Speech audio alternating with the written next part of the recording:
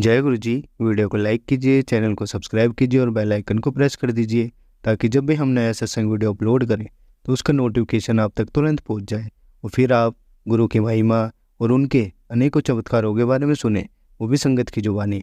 जय गुरु जी। आज मैं आप सबके साथ जो सत्संग शेयर करूँगा वो सुमित और छवि जेठरा संगत जी का है और संगत जी दिल्ली से हैं। चलिए आज का ये सत्संग हम संगत जी के लिखे शब्दों में हम सब सुनते हैं। बहुत ही सुंदर और ब्लेस सत्संग शेयर करा है संगत जी ने। जैसे संगत जी ने सत्संग शेयर करा है वैसे ही आप सबके साथ इस सत्संग के माध्यम से आज मैं साझा करूंगा। इसलिए आप सभी संगत सत्संग के अंत तक बने रहना और सत्संग को बहुत ध्यान से सुनना और सत्संग को बीच में ना छोड़े, क्योंकि सत्संग सुनने वाले का भी कल्याण होता है और सत्संग करने वाले का भी। और हो सकता है जो आप आज सत्संग सुने उससे आपको भी अपने कई सवालों के जवाब मिल जाए। चलिए सत्संग शुरू करते हैं। जय गुरु जी। मैं पूर्ण रूप से निराश हो गया था। जीवन निरर्थक व्यतीत हो रहा था। प्रभु पर मेरी आस्था नहीं रही थी। मुझे लगता था कि ईश्वर नहीं है। मैंने मंदिरों में जाना और प्रार्थना करना बंद कर दिया था। जीवन बोझ लगता था।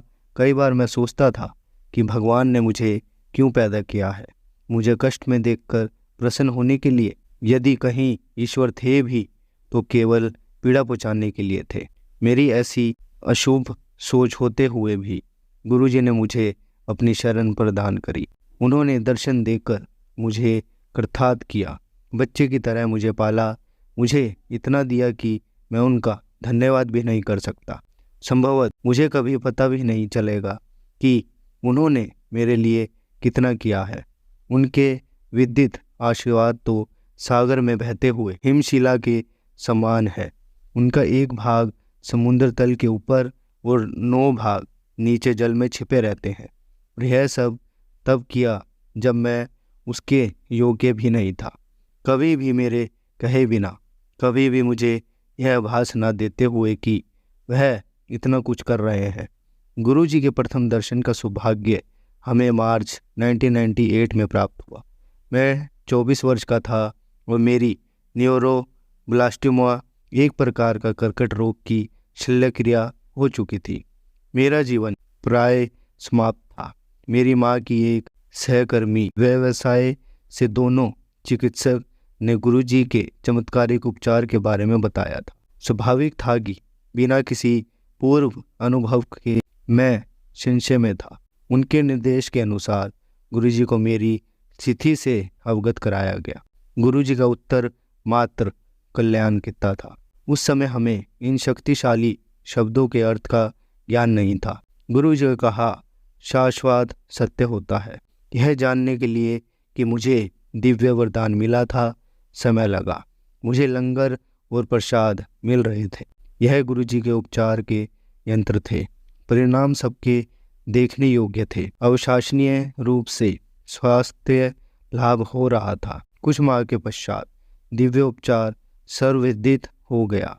शल्यक्रिया के 6 माह पश्चात रोग की स्थिति के परीक्षण के लिए मैं CT स्कैन के लिए गया था। स्कैन में पता लगा कि शल्यक्रिया के तुरंत बाद किए गए स्कैन में देखे गए तीनों सदीगत चिन्हों के गुर्दे युक्त और उधर पर कोई भी आसार शेष नहीं थे। चमत्कार हो चुका था। मेरे शरीर कर्कट रोग के प्रकोप से मुक्त हो गया था। कालांतर में मैं बिल्कुल रोग मुक्त हो गया था। आज उसे हुए 1 दशक बीत चुका है। न केवल वह रोग समाप्त हो गया, गुरुजी की दया से मेरा स्वास्थ्य भी ठीक है। मेरी औषधियाँ केवल लंगर और चाय प्रसाद है। वह वही चिकित्सक जो मेरे कैंसर समाप्त होने के बारे में संदेह का भाव रखते थे, कहने लगे कि कभी कैंसर था, भूल जाओ। उनको यह कहने की आवश्यकता नहीं है। मुझे पता है कि गुरुजी ने मुझे नवजीवन प्रदान किया है। फरवरी 2002 में गुरुजी ने हमें फगवाड़ा में एक विवाह में जाने का निमंत्रण दिया। फगवाड़ा दिल्ली से कई 100 किलोमीटर दूर है। मैं अपने माता पिता के साथ विवाह में गया था। विवाह के दिन हम पात्र दिल्ली से चले और संध्या तक वहां पहुंचे थे। गुरुजी भी वहां पर नव दंपत्ति और संगत को आशीर्वाद देने आए थे। समारोह के पश्चात गुरुजी ने जनरल मल्होत्रा, एक अन्य परिवार जो दिल्ली से आया था, और हमें रात भर वहाँ रुकने को मना किया और तुरंत वापस दिल्ली जाने के लिए कहा। हमने उनके आदेश का पालन किया। हम रात्रि को 12:30 दिल्ली के लिए निकले। हम जनरल मल्होत्रा की जिप्सी गाड़ी के पीछे थे और मैं कार चला रहा था। चलने के तुरंत बाद मेरे माता पिता सो गए। 15 मिनट के पश्चात मुझे भी नींद के झोंके आने लगे। रात का समय था और राजमार्ग पर बहुत कम अन्य गाड़ियां थीं। हम 100 किलोमीटर से ऊपर की गति से जा रहे थे। जैसे जैसे समय व्यतीत होता गया मुझे और जोर से नींद आने लगी। मैं अपने पिता को नहीं जगा सकता था क्योंकि वह दिन भर गाड़ी चलाकर थके हुए थे और हमें गुरुजी के निर्देशों का पालन करना था। अत्यंत यात्रा तो करनी ही थी। 3 बार मेरी नींद झटके से टूटी जब हमारी गाड़ी पक्की सड़क से कच्चे पर जाने लगी थी। हर बार मैं आराम से वापस मुख्य मार्ग पर आ गया। एक बार कार रोककर मैंने मुंह भी धोया पर उससे अधिक सहायता नहीं मिली। मैं पूरी रात गाड़ी चलाता रहा। बड़ी कठिनाई से मैं अपना सिर सीधा रख पा रहा था। स्टीयरिंग पर दोनों हाथ रखे हुए मेरी आंखें आगे जा रही जिप्सी के पीछे की बत्तियों पर टिकी हुई थी। यद्यपि मैं उससे दूरी बनाए हुए था। मुझे पता था यदि उसने ब्रेक लगाई तो संभवतः मैं समय से पहले रोक नहीं पाऊंगा। मुझे यह भी आभास है कि उस रात हमने कोई शहर पार नहीं किया, ना ही सामने से कोई गाड़ी को आते हुए देखा। पात्र दिल्ली पहुंचकर मैंने अपने पिता को कार चलाने के लिए कहा क्योंकि यह अब मेरे लिए संभव नहीं था। उस रात क्या मैं गाड़ी चला रहा था या कोई अदृश्य शक्ति ने इतने 100 किलोमीटर तक गाड़ी को सही मार्ग पर रखा था। आज भी जब मैं यह प्रसंग अन्य लोगों को सुनाता हूँ तो वह सोच में पड़ जाते हैं। उस रात कुछ भी हो सकता था पर मुझे पता था कि गुरुजी सदा हमारी रक्षा कर रहे हैं, चाहे हम जग, सो या वाहन चला रहे हों। किंतु परंतु सोचे बिना हमें उनके कथन का पालन करना है। उनकी कृपा होते ही हमें सफलता अवश्य मिलेगी। यद्यपि यह प्रतीत होता है कि हम कुछ कार्य कर रहे हैं, वास्तव में कार्य गुरुजी कर रहे होते हैं। मैं केवल कह सकता हूँ, धन्यवाद गुरुजी। मेरे कैंसर के उपचार के पश्चात गुरुजी अक्सर मेरे माता पिता से कहते थे, मुंडे दा विवाह करा दो। खोज करी गई पर निष्फल रही। कहीं भी बात नहीं बन रही थी। उन्होंने गुरुजी को बताया तो वह बोले, तेनू पंजाबी कुड़ी दिलाऊंगा। क्योंकि हम किसी पंजाबी परिवार को नहीं जानते थे। हमने गुरुजी से पूछा कि क्या विज्ञापन दे दें। मना करते हुए वह बोले, चिंता ना कर, हो जाऊंगा। हमें गुरुजी का तात्पर्य समझ नहीं आया क्योंकि मैं किसी सामाजिक समारोह में नहीं जाता था और कार्यालय में मेरे अधिकतर मित्र अन्यत्र चले गए थे। हम सोचते रहते थे कि यह कैसे संभव होगा। मैं कार्यालय के भोजन कक्ष में बहुत कम जाता था।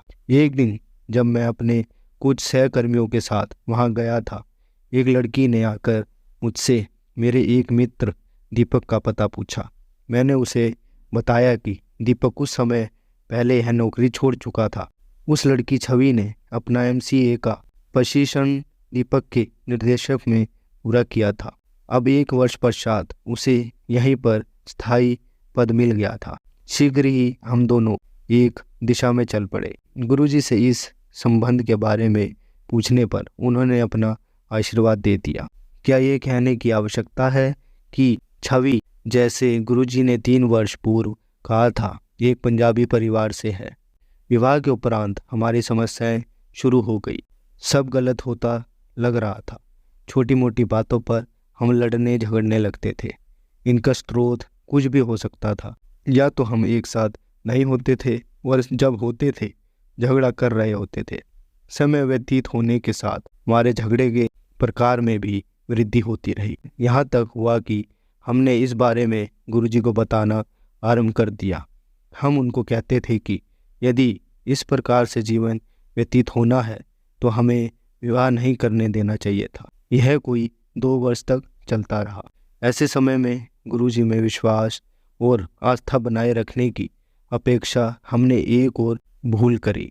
हम एक प्रसिद्ध ज्योतिष के पास चले गए।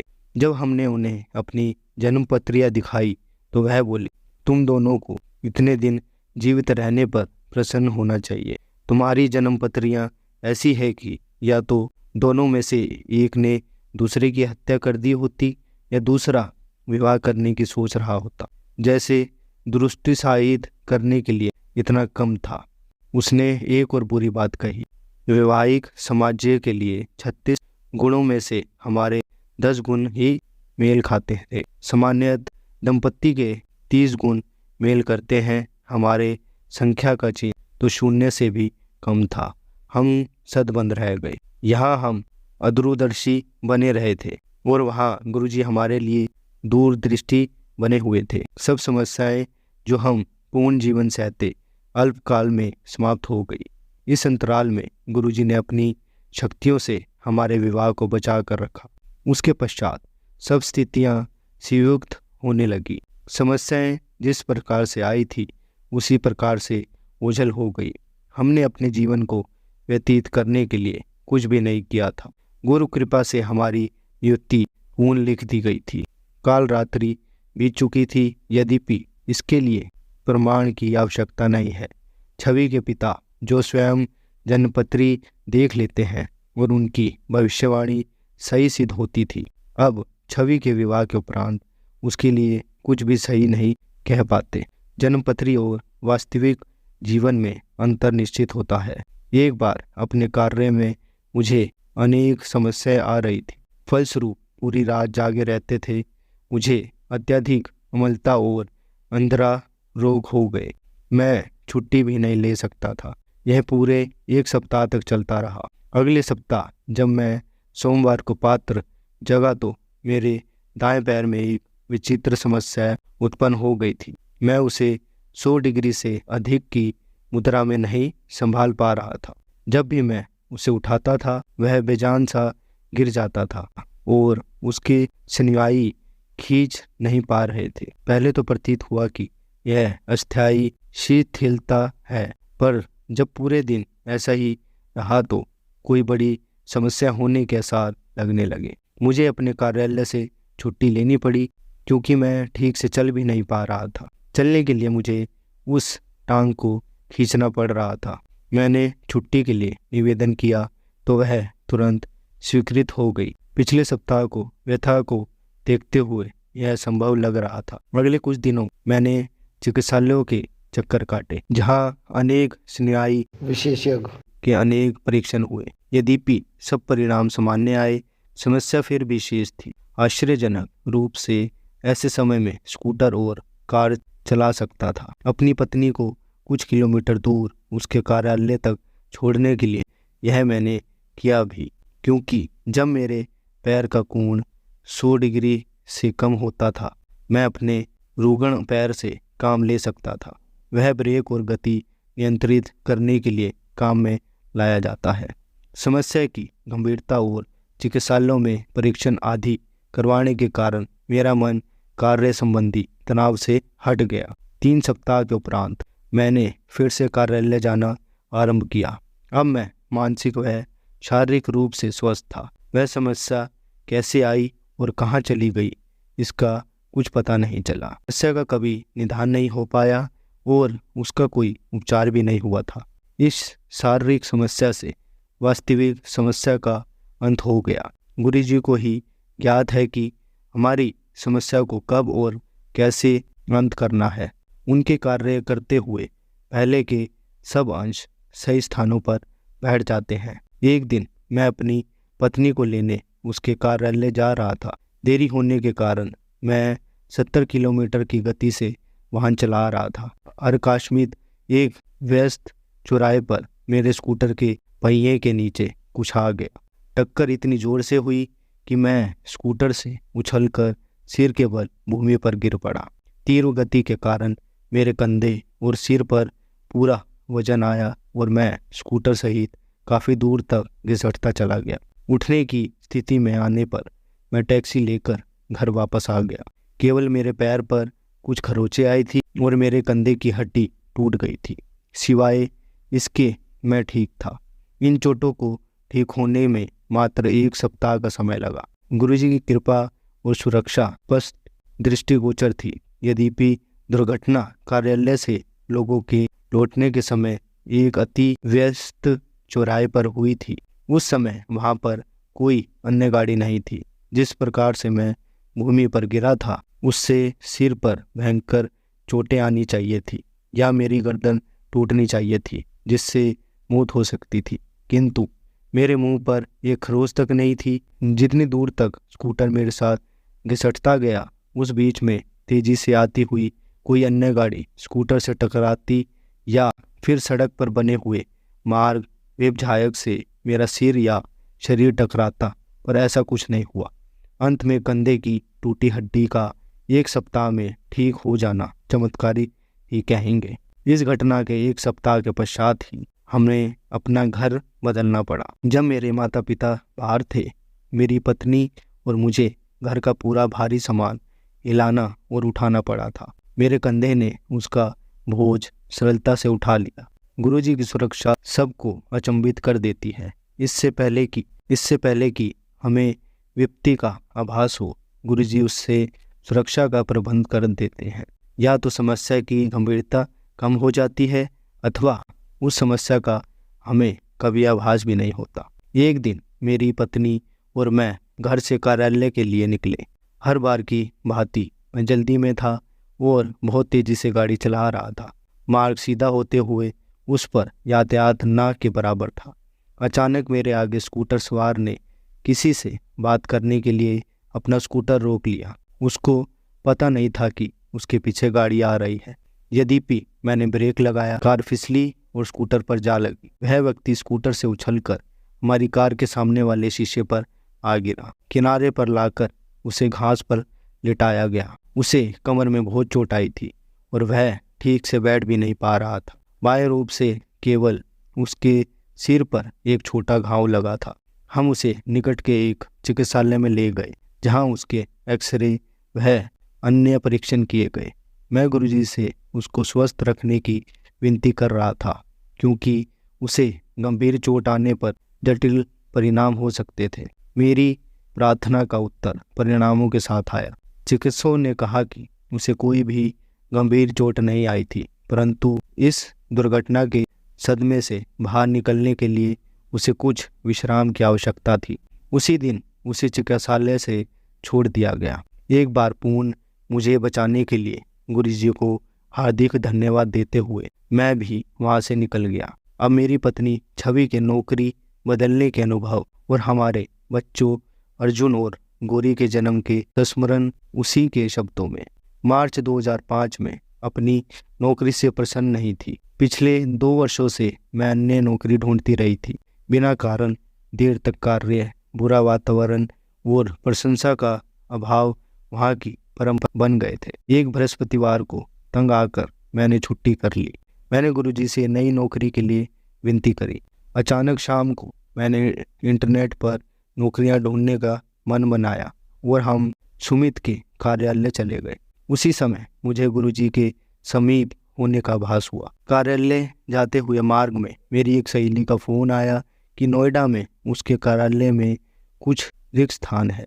मैंने कार में लगे हुए गुरुजी के चित्र की ओर देखा तो ऐसा लगा मानो वह मुस्कुरा रहे हों। सुमित के कार्यालय पहुंचकर मैंने अपना विवरण उसको भेज दिया। अगले दिन ही वहां से शनिवार को होने वाली लिखित परीक्षा और साक्षात्कार के लिए बुलावा आ गया, क्योंकि वहां जाने के लिए केवल आधा दिन शेष था और पढ़ने के लिए बहुत कुछ था। मैंने सुमित को मेरी परीक्षा लेने के लिए कहा। सुमित ने 1 घंटे से कम समय में मेरी परीक्षा ली और 1000 प्रश्नों में से मात्र 10 से 15 प्रश्न पूछे। उसके बाद जब मैंने उससे पूछा कि क्या मैं उत्तीर्ण हो गई थी, उसने हाँ में उत्तर दिया। मुझे लगा जैसे उसकी वाणी ना होकर गुरुजी की हो, जिन्होंने हाँ कहा। वहाँ पर लिखित परीक्षा में उत्तीर्ण परीक्षा 3 साक्षात्कार के लिए बुलाए जाने थे। लिखित परीक्षा के समय मेरे कंप्यूटर की स्क्रीन पर शिव का चित्र था। मैंने उसे गुरुजी का आशीर्वाद माना और सरलता से उसमें सफलता प्राप्त कर ली। साक्षात्कार में मेरे विषय से संबंधित प्रश्न पूछे जाने थे। आश्चर्य की बात थी कि मेरे से वही 10 से 15 प्रश्न पूछे गए जो सुमित ने पिछली रात पूछे थे, जबकि अन्य अभ्यर्थियों का साक्षात्कार 1-1 घंटे तक चला। मुझे 15 मिनट में नौकरी मिल गई। न केवल यह, मेरा वेतन भी दुगना कर दिया गया। यहाँ का वातावरण भी अधिक आरामदायक था। इस अवधि में सुमित बाहर मेरी प्रतीक्षा कर रहे थे। मेरे आते ही उन्होंने पूछा, तुम्हें नियुक्ति पत्र अभी मिल गया है या सोमवार को देंगे? उसे अनसुना कर मैंने सुमित को पूरी बात बताई। नास्तिक के लिए यह भले ही शोक की घटना हो, किंतु मुझे पता है कि गुरुजी की मेहर के कारण ही मुझे 48 घंटों में नई नौकरी मिल गई। न केवल मैं पिछली नौकरी की घुटन से निकल पाई, मुझे ऐसी नौकरी मिली जो हर दृष्टि से पिछली नौकरी से कई अधिक अच्छी थी। विवाह के 2 वर्ष बीतने पर हमने परिवार को बढ़ाने की बात सोची। जब हमें सफलता नहीं मिली तो हमने चिकित्सकों की सहायता ली। पहला बुरा समाचार था कि कुछ समस्याएं अवश्य हैं। कई बार चिकित्सकों के दर्शन और उपचार, आयुर्वेद, औषधियों सेवन, अनेक परीक्षणों के पश्चात दुखद परिणाम सामने आए। मेरी समस्या के कारण मेरी गर्भ धारण करने की संभावना 25% थी। मेरे पति के परिणाम और भी प्रतिकूल थे। परीक्षणों के अनुसार उनके वीर्य में शुक्राणु नहीं थे। हमें बताया गया न केवल सामान्य अथवा किसी भी कृत्रिम ढंग भले ही सबसे अच्छी क्यों ना हो, हमें स्थान नहीं हो सकती है। सफलता की संभावना के अभाव में हम और उपचार बंद कर किसी शिशु का गोद लेने की बात करने लगे थे, परंतु सब कुछ अभी समाप्त नहीं हुआ था। गुरुजी ने हमें उपचार कराते रहने के लिए कहा। 2006 में नववर्ष की पूर्व संध्या को गुरुजी ने मुझे कहा, जा तेनू दवाई दी, और हमने उसी दिन से उपचार आरंभ कर दिया। यह सरल नहीं था, किंतु गुरुजी ने हर कदम पर हमारी सहायता करी। शारीरिक या आर्थिक कष्ट हो, गुरुजी ने सदा अपनी दया हम पर बनाई रखी। 13 फरवरी मेरे जन्म दिवस के अवसर पर परीक्षण के परिणाम के रूप में शुभ समाचार आया। 26 फरवरी 2006 शिवरात्रि के दिन मुझे रक्तस्राव हो गया। सुमित ने गुरुजी का चित्र मेरे किनारे रखा, जिससे मुझे कुछ शांति मिली और मैं 1 घंटे के लिए सो गई। शाम को मेरे देवर हितेश ने बड़े मंदिर से फोन पर कहा कि मेरा नाम आरती में है और हमें वहां पर समय पर पहुंचना आवश्यक है। यह सुनकर मेरी आंखों में आंसू आ गए। गुरुजी अपनी संगत के प्रत्येक भक्त का कितना ध्यान रखते हैं। यद्यपि मेरी चिकित्सा ने पूर्ण विश्राम करने के लिए कहा था, यहाँ तक कि शौचालय तक जाने की भी मनाही थी, और मैं पूरे दिन वेदना में रही थी। इस एक फोन से मेरे शरीर में भूतपूर्वक स्फूर्ति आ गई और हम तैयार होकर ठीक आरती शुरू होने से पूर्व बड़े मंदिर पहुंच गए। चिकित्सा ने पूर्ण विश्राम की अवधि में अपने पास आने के लिए भी मना किया था, क्योंकि यह हानिकारक हो सकता था। हम कुछ दिन के पश्चात उसके पास गए। मेरा परीक्षण करने के बाद चिकित्सा का रंग उड़ गया। उसने कहा कि रक्तस्राव अत्यंत भयंकर हुआ था। गर्भनाल अलग हो गई थी, किंतु दोनों शिशु सही थे। यह गुरुजी का एक चमत्कार था। हमने उसे यह नहीं बताया कि उस दिन बड़ा मंदिर जाने और आने के लिए 80 किलोमीटर की यात्रा भी की थी। इस घटना के पश्चात मुझे अति तीव्र औषधियाँ दी गई, जिन्हें खाकर मेरा जी मचलाता था। मैं ऐसी औषधियाँ नहीं ले पाती थी और हर बार उसे खाते हुए गुरुजी से विनती करती थी। शीघ्र ही अधिक औषधि के कारण मुझ में पीलिया रोग का निदान किया गया। चिकित्सा को अब औषधियाँ बंद करनी पड़ी। गुरुजी, एक बार फिर आपका हार्दिक धन्यवाद।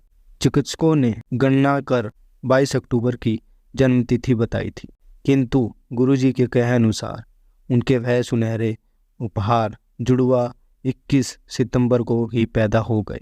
चिकित्सालय से निकलकर हम उन्हें गुरुजी के आशीर्वाद के लिए एम्पायर स्टेट ले गए। उन्होंने प्रेम से मुस्कुराकर उनको अर्जुन और गौरी नाम देकर गौरवान्वित किया। गुरुजी, हमें पता है कि जो कुछ आपने हमारे लिए किया है उसके लिए हम कभी पूर्ण रूप से आपका धन्यवाद भी नहीं कर सकते हैं। आपके आशीर्वाद के इतने अवसर हुए हैं कि उन सबको लिखना संभव नहीं है। यहाँ पर केवल कुछ विशेष स्मरण लिखे हैं। गुरु जी के हम हार्दिक आभारी हैं कि वह अपना आशीर्वाद, सुरक्षा और मार्गदर्शन के लिए सदा हमारे साथ हैं। जय गुरु जी, शुक्राना गुरु जी। संगत जी, आज हम आपको श्री रुद्र संहिता द्वितीय खंड का 5वां अध्याय पढ़कर सुनाएंगे। संध्या का चरित्र। सूत जी बोले, है ऋषियों, नारद जी के इस प्रकार प्रश्न करने पर ब्रह्मा जी ने कहा, मुनि, संध्या का चरित्र सुनकर समस्त कामनियाँ सती सात्वी हो सकती है। वह संध्या मेरी मानस पुत्री थी, जिसने घोर तपस्या करके अपना शरीर त्याग दिया था। फिर वह मुनिश्रेष्ठ मेधातिथि की पुत्री अरुंधति के रूप में जन्मी। संध्या ने तपस्या करते हुए अपना शरीर इसलिए त्याग दिया था क्योंकि वह स्वयं को पापनी समझती थी। उसे देखकर स्वयं, उसके पिता और भाइयों में काम की इच्छा जागृत हुई थी। तब उसने इसका प्रायश्चित करने के बारे में सोचा तथा निश्चय किया कि वह अपना शरीर वैदिक अग्नि में जला देगी, जिससे मर्यादा स्थापित हो। बुटल पर जन्म लेने वाला कोई भी जीव तृणावस्था से पहले काम के प्रभाव में नहीं आ पाएगा। यह मर्यादा स्थापित कर मैं अपने जीवन का त्याग कर दूंगी। मन में ऐसा विचार करके संध्या चंद्रभाग नामक पर्वत पर चली गई। यहीं से चंद्रभागा नदी का आरंभ हुआ। इस बात का ज्ञान होने पर मैंने वेद शास्त्रों के पारंगत विद्वान स्वर्ग और ज्ञान योगी पुत्र वशिष्ठ को वहां जाने की आज्ञा दी। मैंने वशिष्ठ जी को संध्या को विधि पूर्वक दीक्षा देने के लिए वहां भेजा था। नारद, चंद्रभाग पर्वत पर एक देव सरोवर है जो जलाशयोचित गुणों से पूर्ण है। उस सरोवर के तट पर बैठी संध्या इस प्रकार सुशोभित हो रही थी जैसे प्रदोष काल में उदित चंद्रमा और नक्षत्रों से युक्त आकाश शोभा पाता है। तभी उन्होंने चंद्रभागा नदी का भी दर्शन किया। तब उस सरोवर के तट पर बैठी संध्या से वशिष्ठ जी ने आदरपूर्वक पूछा, है देवी, तुम इस निर्जन पर्वत पर क्या कर रही हो? तुम्हारे माता पिता कौन है? यदि यह छिपाने योग्य ना हो तो कृपया मुझे बताओ। यह वचन सुनकर संध्या ने महर्षि वशिष्ठ की ओर देखा। उनका शरीर दिव्य तेज से प्रकाशित था। मस्तक पर जटा धारण किए वे साक्षात कोई पूर्ण आत्मा जान पड़ते थे। संध्या ने आदरपूर्वक प्रणाम करते हुए वशिष्ठ जी को अपना परिचय देते हुए कहा, भ्रा, मैं ब्रह्मा जी की पुत्री संध्या। मैं इस निर्जन पर्वत पर तपस्या करने आई हूँ। यदि आप उचित समझें तो मुझे तपस्या की विधि बताएं। मैं तपस्या के नियमों को नहीं जानती हूँ। अंत मुझ पर कृपया करके आप मेरा उचित मार्गदर्शन करें। संध्या की बात सुनकर वशिष्ठ जी ने जान लिया कि देवी संध्या मन में तपस्या का दृढ़ संकल्प कर चुकी है। इसलिए वशिष्ठ जी ने भृतवत्सल भगवान शिव का स्मरण करते हुए कहा, हे देवी, जो सबसे महान और उत्कृष्ट है, सभी के परम आराध्य है, जिन्हें परमात्मा कहा जाता है, तुम उन महादेव शिव को अपने हृदय में धारण करो। भगवान शिव ही धर्म, अर्थ, काम और मोक्ष के स्रोत हैं। तुम उन्हीं का भजन करो। ओम नमः शिवाय मंत्र का जाप करते हुए मौन तपस्या करो। उसके अनुसार मौन रहकर ही स्नान तथा शिव पूजन करो। प्रथम 2 बार छठे समय में जल को आहार के रूप में लो। तीसरी बार छठा समय आने पर उपवास करो। देवी, इस प्रकार की गई तपस्या ब्रह्मचारियों का फल देने वाली तथा अभीष्ट मनोरथों को पूरा करने वाली होती है। अपने मन में शुभ उद्देश्य लेकर शिव जी का मन वह चिंतन करो। वे प्रसन्न होकर तुम्हारी मनोकामनाएं अवश्य पूर्ण करेंगे। इस प्रकार संध्या को तपस्या की विधि बताकर उपदेश देकर मुनि वशिष्ठ वहाँ से अंतराधीन हो गए। संगत जी, कल के सत्संग में हम आपको श्री रुद्र संहिता का द्वितीय खंड का 6वां अध्याय पढ़कर सुनाएंगे। जय गुरु जी, शुक्राना गुरु जी। संगत जी, अगर आपको आज का सत्संग अच्छा लगा हो तो आप इस सत्संग को और संगत के साथ जरूर साझा करें, जिससे वो भी महाराज का दिव्य आशीर्वाद प्राप्त कर सके। जय गुरु जी।